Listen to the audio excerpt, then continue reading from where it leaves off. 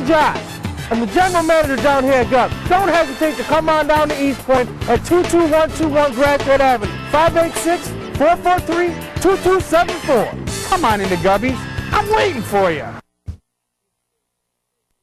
Eli's Catering and Carryout, 7108 West 7 Mile. Catering for all occasions, featuring our famous baked chicken, fried catfish, fried wings, barbecue ribs, a variety of sides, and the best desserts in town. Come check out our specials. Eli's Catering with Chef Clifton Eli. For carryout orders, call 313-341-4370. That's 313-341-4370. For ribs done right, slow cooked to perfection, come to Lady Louise's place and get authentic home-cooked comfort foods at reasonable prices. Come in today for great lunch specials like these. 4-bone rib sandwich, $5.95. 3-piece whiting fish sandwich, $3.99. Cajun turkey wing, $5.95. Chicken leg and thigh, $1.99. Join our rewards club and get $5 off your next meal. We cook the way Big Mama cooks. Lady Louise's on West McNichols at Greenfield. Call 313-273-3663. GNLD, empowering people since 1958 with life-changing products. Vitality Aloe Vera Plus reduces stress, fights fatigue, normalizes blood sugar. Trianin Grain Concentrate, enhanced cellular function.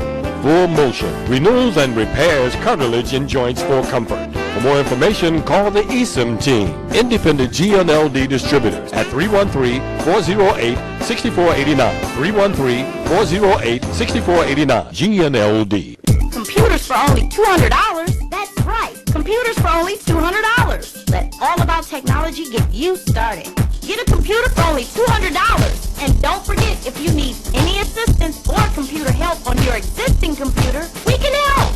Hardware, software, network, you name it. All About Technology can do it. Call 313-218-4888 or go to www.allabouttechnology.com, the home of the $200 computer. You're watching Power Talk on your community TV station, UHF TV 33, Detroit, Highland Park. The following program does not reflect the views and opinions of Channel 33, its management, or sponsors.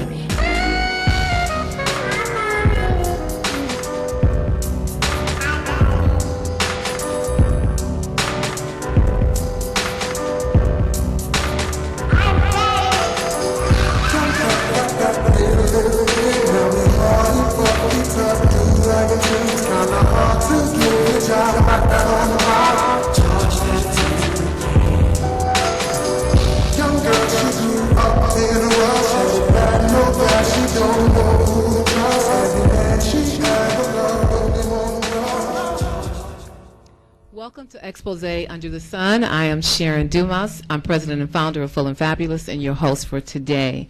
Before we begin today's show, we have some announcement. Business owners advertise in the Detroit Native Sun newspaper. We have special rates for our viewers. Call 313-802-2531. Again, 313-802-2531. Also, contact Lady Red from the Beauty and Youth Salon, our professional hairstylist for the show. Her number is 313-412-3172. Again, 313-412-3172. The Detroit Native Sun newspaper is our sponsor for the show, and they have the special political issue coming out on Friday. So look for it in different, I guess 50 different locations that you can find the newspaper. Again, the Detroit Native Sun community newspaper. We have special rates and also our special political issue coming out on Friday. Today we have two potential politicians here that are on the show, and they're both running for Detroit City Clerk. We have Miss Lucinda Darrah, and also Scotty Boman. How are you today? Fabulous. Good, good. Nice to meet both of you. So what I'd like to do is, it's really different to have both of you on, but I'm excited to have both of you on so we can get a lot of questions answered from our audience out there. So I'd like to start with you, Scotty. Can you tell me a little bit about your background? Well, I'm Born and raised in Detroit. I live over in the Morningside community on Detroit's east side, and with your help, I'll be your next city clerk. I've studied mathematics and physics and astronomy, so I'm good with numbers and analyzing information. I teach math over at Wayne County Community College District. I'm on the executive board of my neighborhood association and vice president of my neighborhood patrol. I'm deeply involved in my community, and I care very much about the future of our city. Wonderful. And how about you, Lucinda? Well, I was born in Wichita, Kansas, and I came here in 1967 to study social psychology. And I liked it very much here and loved the people and the water and the cooler temperatures. I've been here ever since. I've been a political activist. I've run for different things. Well, I ran for city council in 1977, but I served on the Model Neighborhood Citizens Governing Board and the University City A Citizens District Council. So I've been in a lot of protests for the newspaper workers and lately against the PEPCO. And I have followed the elections since 2000.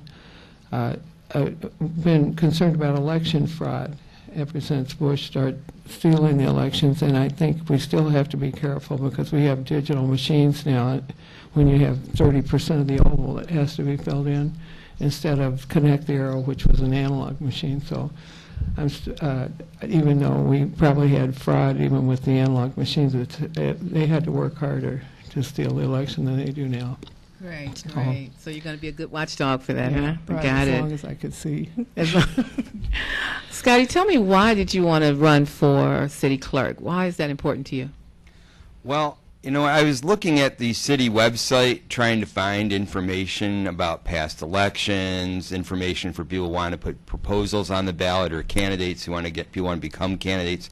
And I found a lot of information was sadly lacking. Now, I've talked to other people who've had even greater problems. For instance, I've talked to people that were sent the wrong information about their voting location, or people who showed up at their regular voting location and were told they had to go somewhere else, but it was late and they couldn't get there. In some cases, poll workers did not even know where to redirect the people. And so, you know, I feel that in the interest of democracy that this must change. I understand totally. How about you, Lucinda? What made you want to run for city clerk?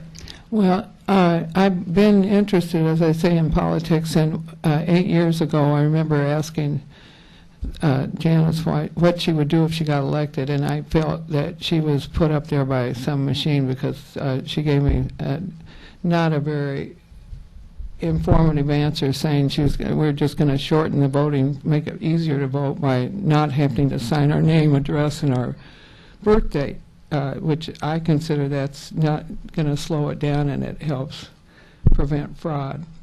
So and then since then, like it's very hard to get information from the clerk's office and from the mayor's office, and this is particularly true lately in the last year, but it's been a downward grade because years ago you could go to the clerk's office, they would educate you, tell you they had a historical knowledge of people that were working there, and you don't have that anymore. So I feel that in order to, I'm not a Jesus Christ, you know, I can't say, but I can try and get you information, so I would try and get the agendas up on the website of all the city council meetings and the committee meetings of the whole and the committee meetings, and also proposed contracts, and then the contracts after they're passed or whatever happens.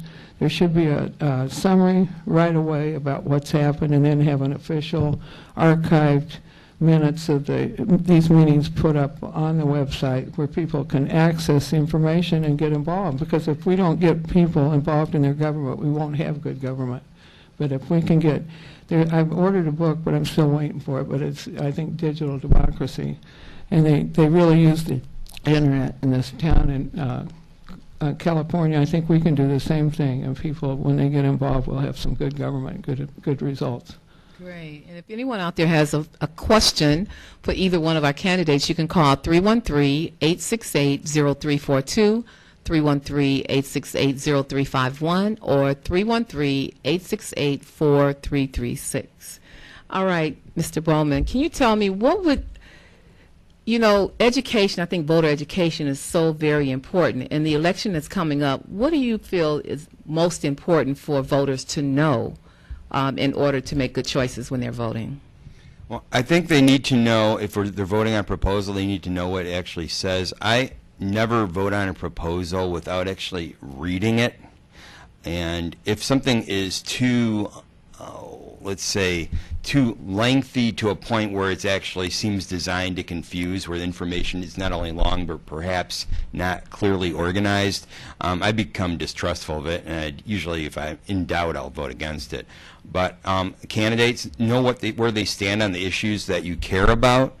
Don't just, look at who has the most money, puts out the most sign, puts up the most ads. I wouldn't go by appearances. That doesn't really matter much beyond when you're glancing at someone as far as what actually comes out. So that's what I would advise people as far as when they're making their choices. As far as other important information, obviously they need to know where to vote and when. Place and time is critical. We already had a date pass already on the 8th, and so it's too late to register if you're not already registered. So deadlines are important to know. It's important to know when you need to get your absentee ballot in. For instance, it's not based on the postmark, it's based upon when it's received. So you need to make sure that you get your absentee ballot in the mail in plenty of time to be received, so it can be counted with the with the other people's votes. And know how to fill out the ballot properly. And there's a whole list of instructions that are available to people if they care to look into that. But also, there's things about, for instance, writing in names. You have to darken in ovals, and there's the straight ticket. And for instance, you can't actually deviate from a straight ticket without spoiling your ballot. It's just those deviations get counted separately, and so forth. Right. I think that's important because voter education, I did not know that the absentee ballot was about when it's received and not when it's postmarked. And that's very important for seniors to know that you need to really get it out as soon as possible so that you don't have a problem not being counted. How about you, Lucinda? Go ahead. Yeah, go ahead. There's a very important write-in candidate for mayor. How do you think that's going to go? What do you recommend people do when they go out to the polls? The lines will be long, and it's so important when you're doing write-in. What is it they should do to make sure that they're doing it properly? Well, I think, first of all, they should look and see that our hospital was sold to Vanguard, and Vanguard, that candidate was on that. He's got stock on that from Vanguard, and they've already flipped that, sold it to another company. And he worked for the McNamara administration, and McNamara was in the mafia back when he was the mayor of Livonia. I doubt if he ever got out of the mafia.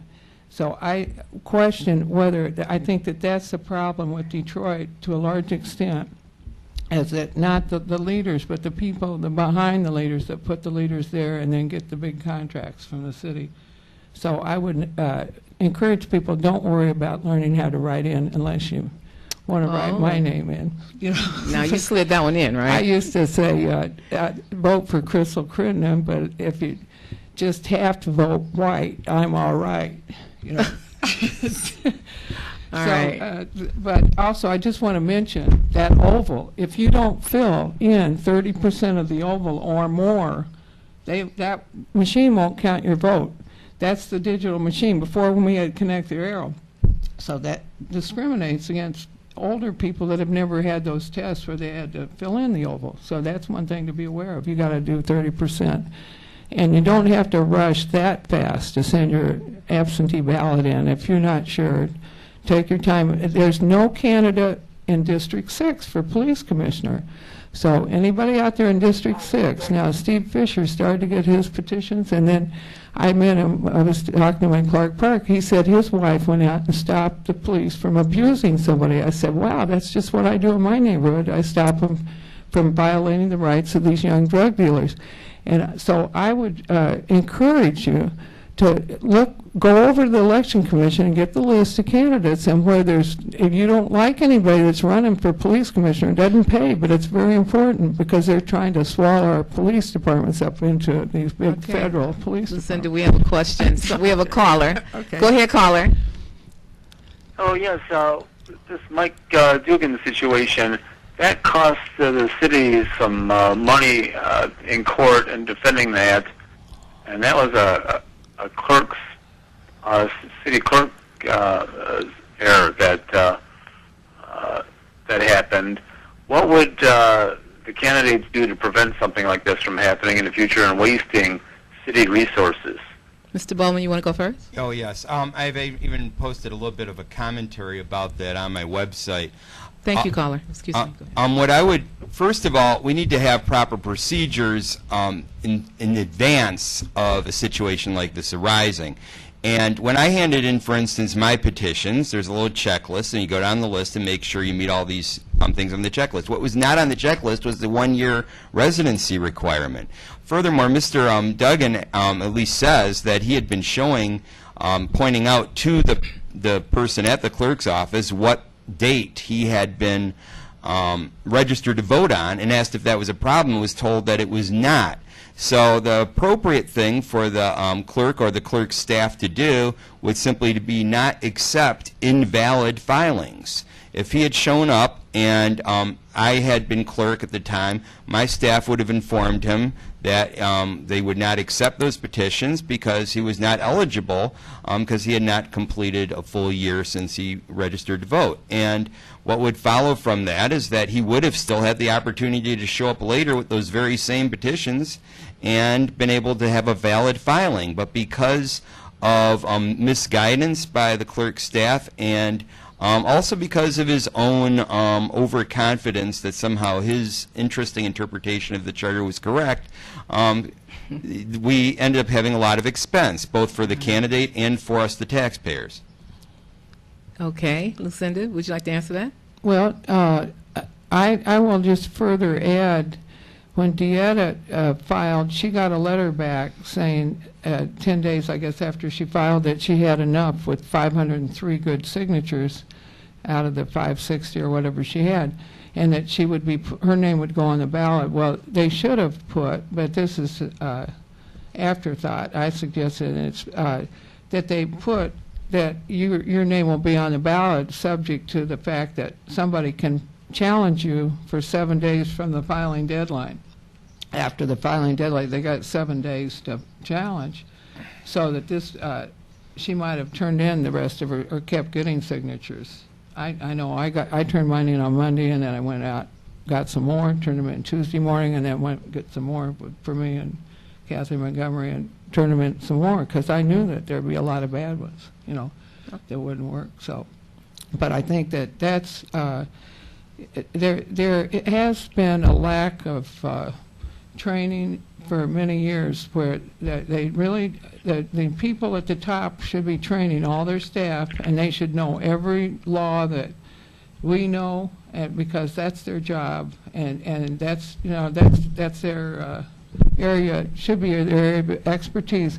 They don't even have the charters for sale at the election department. That's used to be where you got the charter. Is that what you would do if you were city clerk at this time? I would be training everybody and try and also bring in maybe people that worked in the clerk's office 20 years ago to give them a historical background, so that, you know, that's what I didn't like about Mary Mahaffey leaving. I thought, there goes our anchor for the history. We have a caller now. Caller, go ahead, caller. Yes, I wanted to know from the candidates, how would you describe the duties of a city clerk, and how would you perform those differently than our current city clerk, Janice Winsford? Mr. Bowman, would you like this? Yes. Well, the city clerk appoints the deputy clerk, and that's basically one of the only really big appointments the clerk makes, but then is also in charge of staffing the clerk's office and the Department of Elections. Furthermore, the clerk sits on the election commission along with the corporation council and the president of the city council. The clerk is in charge of keeping records, is the keeper of the city seal. What I would be doing differently is, for one thing, I would be more fair. I would apply the same standards to all candidates equally. We were a moment ago speaking about the situation of certain candidate having his petition validated even though he hadn't finished a year of service when he submitted it, and then being removed because of the fact that it was too late for him to resubmit the information. Another candidate for city council, I remember reading about, he was rejected on the exact same basis. Now, why apply different rules to different candidates? Well, there's no good answer to that question. One should not. I would also be fair as far as ballot proposals. For instance, the incumbent in 2010 rejected a completely legal petition, which passed. It was known as Proposal M in 2012, but it should have been voted on in 2010, based just because her and two other people on the Election Commission, but she was one of them, just because she disagreed with it. Then I don't think that it's up to the clerk to qualify or disqualify petitions because he or she disagrees with it. That we are a servant of the people, and we need to let the people decide what ballot initiatives should be accepted or rejected. Thank you. Lucinda? Yeah, I think that one of the jobs is to get the vote out, get people registered and get them out. If we don't, we're not going to get the state off of our neck. And so, like when that charter, 10% of our registered voters voted for the charter. I don't even know if they knew that there was an election, hardly, you know, because it was so quiet. So we've got to get more out there to get people to know that there's an election, and also to get the people registered. And I don't see that happening. You can say she got the vote out for Obama, but Obama, nobody can take credit for that, because anybody that could would want to vote for him in this town. So I don't, that's the biggest thing. Now, I don't think that she has really tried to take, like they're sending emails out to people, but they're not putting the stuff on the website that they bother to send emails out. They said they were going to put me on the list, but I haven't got them yet. But their agendas, or their amended agendas, I think that there's a lack of conveying information, and there is a lack of training, and there's a question. You know, she appoints Baxter, the head of the elections, and he was the head of the running Cobo Hall when Hendricks and Kilpatrick and McPhail had their election. He and Mr. Whiting worked down there at Cobo Hall. I feel I was down there in August after I worked at Weigel as a poll worker inside, so I knew how things went, but I'd never been down to see how they did Cobo Hall. There was just like McPhail used to say, that's where they stole the elections down, and now he's the head. Now, I don't have any direct proof, but my friend Lillian, they wouldn't let me in November of that same year when I went back down. So I keep the keep the vote, no takeover. Lillian raised her hand. I didn't know her then, but she was a friend of Betty Cook Scott. She was down there in November, and she saw the same white vans come in with no markings, with the same brown uniforms with no label on them. So she hid in the women's bathroom and peeked out through the door, and she saw them running back and forth. So she goes out to look to see what they're doing, and the sheriff comes up, takes his coat off, exposes his gun, and tells her she has to leave. This is 3 o'clock in the morning, and she holds up this letter from Jackie Curry when she passed Mr. Baxter and another woman that worked down there, and said, I've got a letter from Jackie Curry saying I can see the whole process and monitor the whole process. He ignored her and acted like she was invisible, and she got pushed out the door. At 5 o'clock, Kilpatrick was declared the winner. At 10 o'clock, the exit polls, which are awful accurate compared to, you know, when you ask somebody after they voted, they're really accurate. Listen, I don't really want to cut you off, but we got to answer but here's what I want to just one okay.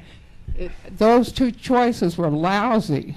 And that's what, if you don't go out in the primary, you're stuck with lousy choices in November. So it's very important to get people to start voting in the primary, so we got some good choices.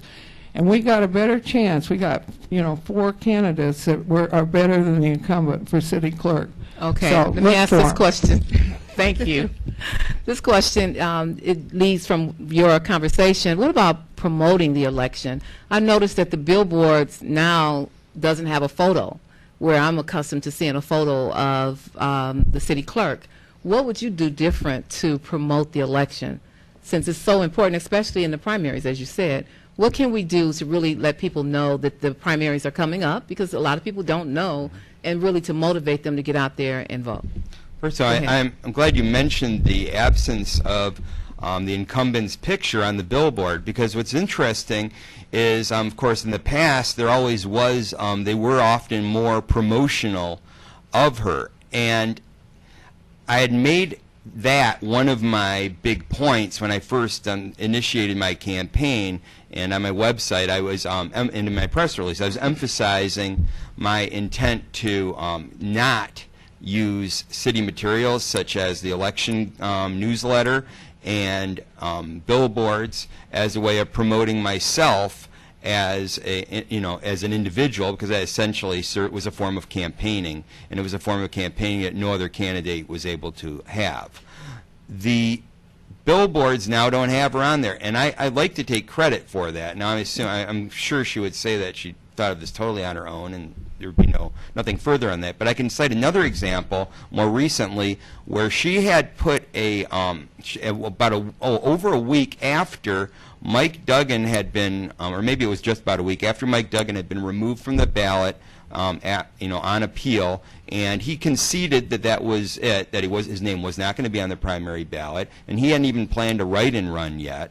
Janice Winfrey left his name up on the official list of candidates for the primary election, and I put out a press release about that saying she's keeping him on there in spite of this court ruling, and within an hour of me issuing that press release, it was removed and changed. And I have a web citation of that very item, so I can prove it to people who say, oh, no, it wasn't that, right? And I can show them there's timestamps on these things. So it just shows that even if you don't win, and I'm not hoping I do, that one can make a difference and influence the people who do win or who are in office. Right. But how would you promote differently than what Janice Winfrey is promoting to make sure that the citizens know that the primary is coming up, and how they could actually know that they should be going out to vote? A lot of people don't know. First of all, regular absentee voters get letters already notifying them that it's time to send out your absentee ballot, and of course dates and information like that can be in there.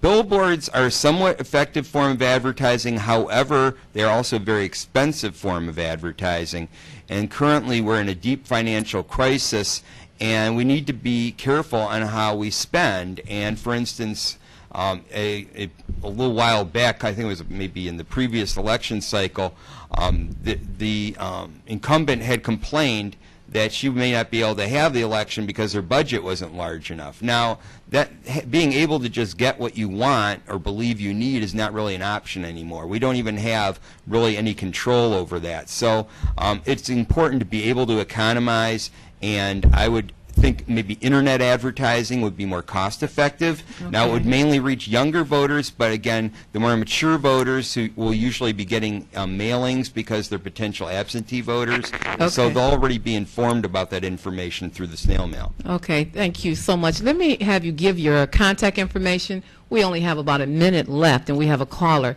Would you give your contact information for anyone that would like to come out and contact you or volunteer? Any information you can find at scottyboman.org. It's SCOTTYBOMAN, no W.org, and there's a contact form there. I believe I also have my phone number and email right there, and you can find out information about me there. So that's a great place to go, is scottyboman.org. Great. How about you? Yeah, I've got an email, Cindy Darrah, CINDYDARRAH @gmail.com, and a website. This is easy to remember: DetroitVotersPlural.org, org, not com, .org. Okay. DetroitVoters.org, and you can blog on that, and you can also, I think, put links on it if you'd like. Okay, we're getting ready to go. Caller, go ahead real quick. Would either of you keep the transfer stations at each election? Would you keep the transfer station? That's your question, right? That's correct. Would you keep the transfer station? Thank you. Want to make that really quick? I really apologize. This is something I do need to research to answer that question. My criteria would be basically if it's something important that helps people, then I would be for it. Okay, Lucinda, you got 10 seconds. It's quick. The transfer stations, I'm not sure when they started them, but they used to use that when they had the analog machines because they had to transmit the results after they downloaded all those files on a so-called dedicated line. That's where they traded votes and gave each, they could cheat that way on the transmission. So I'm not sure we need it now with the cards. I didn't know that. Thank you so much, both of you. I don't mean to cut you off. Thank you for coming on the show. You've been watching Expose Under the Sun. I am Sharon Dumas. Tune in next week. Thank you.